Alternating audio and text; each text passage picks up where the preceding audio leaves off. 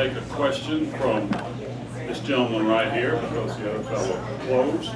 Question for this gentleman. Question for the pro-Trump side. I've got a question. Okay, go ahead. You know, all that we heard from the opposite side, the against Trump, is all the things that he cannot be, which I don't understand why that would be. I had a list. How many people in this room can sit down and say what you liked about the one that's running? I sat down before we came here tonight, and I've got 14 things that are conservative things that Trump is going to do. Really? Yes. Based on what? He wants to build a wall. Okay, maybe the wall is not going to hold them all back, but it'll slow them down. What's your question? My question is, why do we not know all the things that Trump is for, which is conservative? Why do we not know that? Because people don't know it.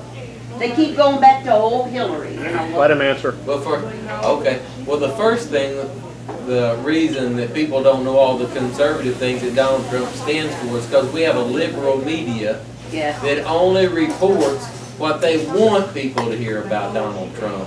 And they take things that he says that out of context sometimes and don't tell the whole truth. Just like the judge that had a Hispanic background. You didn't hear the media say anything about that he was a member of a group that has ties to La Raza, did you? No. You're not going to hear that from the media. So I would say the answer to the question is the media is only telling people what they want them to hear. Can we have a question for Mr. Love? How would you justify, or how would you complain about Donald Trump and his patriotism when Obama has gone and the Democrats have gone left, so far left they can't even walk straight, and he will not have his picture made in front of an American flag. He wants There's going to be a period or a question mark here somewhere, right? Mr. Love? Well, I feel like we're in the next election, Trump versus Clinton, we're given a choice of voting for Ahab or Jezebel.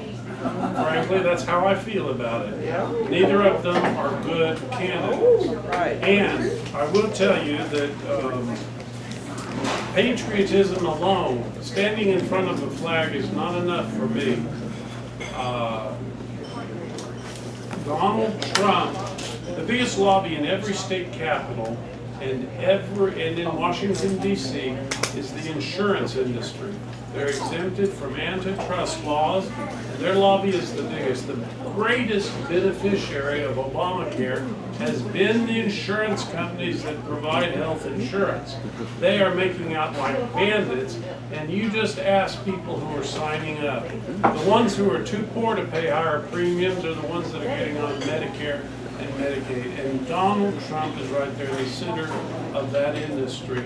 He can stand by a flag all he wants, but he is not going to solve the biggest problems we face in this country. Thank you, Mr. Love. Gentleman with the Arkansas State, would you like to ask Mr. Hopper a question? Yeah, for the pro-Trump. So Donald Trump only wants to abolish 3 federal departments. He also has made statements about raising the minimum wage and raising taxes on Americans. I'm more of a small government, and I would rather vote for either Governor Johnson of the Libertarian Party or Darrell Haskell of the Constitution Party, 2 people who would actually have proven experience and support of that. Governor Johnson, especially doing that in the state of New Mexico. I feel it's kind of selling out just because somebody's not Hillary. I'd rather have small government constitutional values like both of those candidates show. Well, you have to look at what the odds are either one of those other candidates are going to win. Now, Donald Trump in the past, in years past, he has made deals and he has had different opinions that he's stating right now. But we all learn things through life and experience. And I think through being businessman, and I think he's raised 2 good kids that are conservative, and I think those kids are turning Donald Trump's mind around. And I think he's going to be more conservative now than he was 10 years ago. Thank you. Can we have a question for Mr. Love. Sir? Sure. The reason we don't know Trump's actions, what he's going to do, is when it really mattered, like such after 9/11, during the Gang of Eight amnesty debate, even after Benghazi, Trump was a coward. He didn't really say anything conservative until the election, and he really is donated to only liberals and rhinos. If Trump doesn't win this, Trump is supposed to win this state by double digits. So my question is, why not just focus on, since he's already got this, and if he doesn't win this state, he's not going to win the presidency, why not just focus on some of the other candidates? And, we have a lot of, contested races here, on the state level especially. Why not just, like I said, focus on some of the other candidates running for president, advocate for them, and then focus more on. And I guess maybe my other question is, what will Trump's stupid comments, his cowardice regarding some of these issues until the election, have on these other candidates? I guess maybe that would be my question. That's for both of you. I practice law here in White County, and I deal with prison and jail inmates. They get religion in jail, and that's what Donald Trump has done. He's become a prison house convert. He got religion as soon as it was in his interest. And as soon as the pressure's off, he's going to revert to his lifelong habit of self-aggrandizement. I said earlier we can stay home. I don't want you to stay home from the election. I want you to go out and vote, because we do have, and thank you for bringing this up, we do have local elections that need your support. What you do in that first ballot position is between you and your conscience. In America. And I'm not sure my conscience will allow me to vote for Donald Trump, because I know he's a sheep in wolf's clothing. Thank you. Or wolf in sheep's clothing. Can we have, let's have one more round of questions and then let our speakers make closing statements. Would you like to ask Mr. Woodall? Do you or do you not consider someone who doesn't vote for Donald Trump giving a vote to Hillary Clinton? Yes, I would say that, because every vote that Hillary Clinton gets, we have to offset it by voting for Donald Trump. So if we have to trump every vote she gets. So if you do not vote for Donald Trump and you vote for one of these other guys, you might as well vote for Hillary Clinton, because that is going to be one of her votes that does not get balanced on the other side of the scale. Thank you. If I may address that, the balancing issue is important, and on the left, the political left, there are lots of disaffected voters who will not be going to the polls because of Hillary Clinton. They do not support her, and they know her to be a corrupt liar, and we need to match those as well.